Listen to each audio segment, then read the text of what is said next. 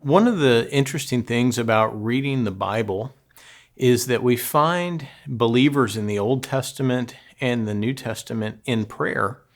And sometimes we see that those believers receive supernatural, immediate answers. So we think about the early church in Acts chapters 4 and 5, where the leaders have been jailed and are miraculously released. And they come and find the church gathered, praying for their release. And we see that the Spirit is manifesting himself in some way, and that even the building in which they were praying shook.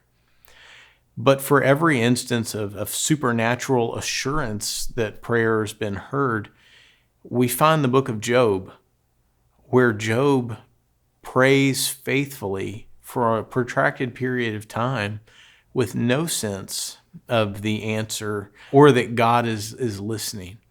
And so we find in the middle of that even our Lord's own experience, where Jesus prays with great confidence.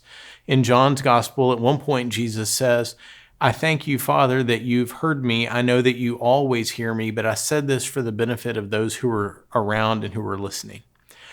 And yet, even in Matthew 26 and the parallel passages in the other gospels, when Jesus prays in Gethsemane, asking that if it be possible that this cup pass from him, ultimately, he prays in the same way that he taught his disciples, "Yet not what I will, but what you will." So Scripture doesn't give us a complete assurance that we'll always sort of have a sense that God is near when we pray, or that we should expect his answers to come with a tangible confirmation in every circumstance. So prayer is an expression of faith, ultimately of trusting that the Lord has not only created a world in which prayer means something, but that he doesn't just put up with prayer, but he actually delights in it. And his work of providence, of upholding the world meticulously, fully, thoroughly, and our prayers are part of that. And so praying in faith means that we don't always feel God is near us, but we remember certain truths. So one of the most helpful Christian reflections on the nearness of God comes from John Owen, the 17th century English theologian, and a book that he wrote called Of Communion with God. And Owen, in about 400 pages of just really densely, pastorally helpful theology, works through what it means for the believer to have communion with the Father, with the Son, with the Spirit, and with God in his triune nature. And one of the things that Owen helpfully begins with is distinguishing the doctrine of union with Christ from the believer's experience of communion with Christ. Similar root, but certainly different experiences. Union is a declaration. Not unlike justification or adoption, it's something that God declares to be true.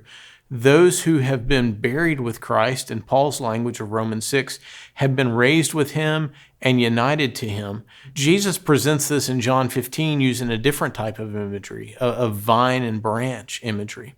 And Owen argues that believers are united to Christ, whether or not we have a particularly close feeling at any given moment, because that feeling is probably better expressed as communion. And union is a declarative state of reality that just exists between the believer and Christ, whereas communion ebbs and flows. We have periods of doubt and weakness. We have periods of strength and confidence. And so our experience, kind of like sine waves, up and down, have crests and troughs throughout this life.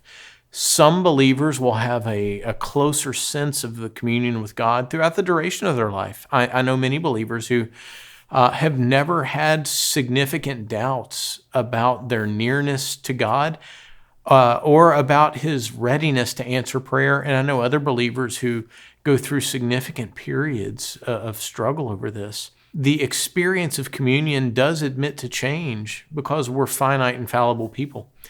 But the reality of union is one of those bedrock doctrines that we can base all of our prayers on, trusting God, taking him at his word, that even if we feel far off, he has poured out his Spirit in our hearts.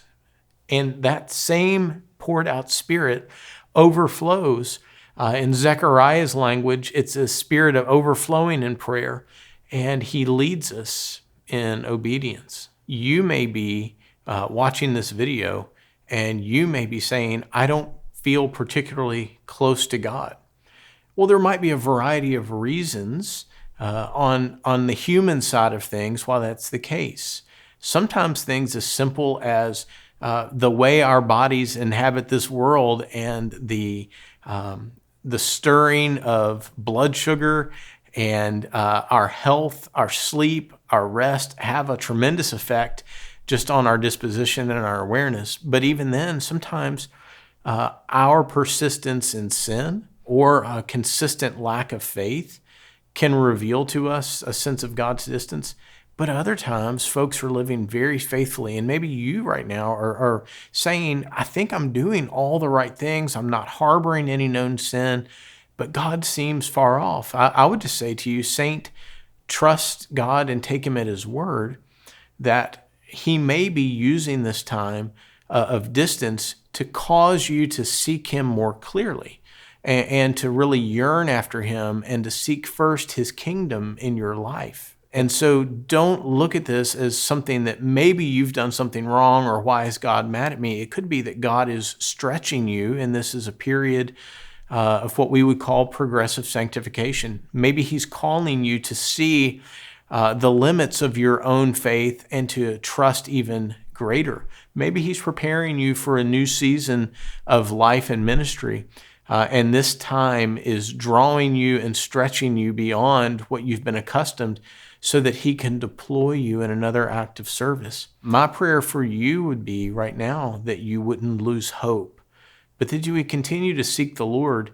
Prayer is the means that he gives us to cry out to him, and he gives us abundant promises that he delights to hear the prayer of his saints. Thanks for watching. If you enjoyed this content, visit sbts.edu/sample to access free theology lectures from Southern Seminary.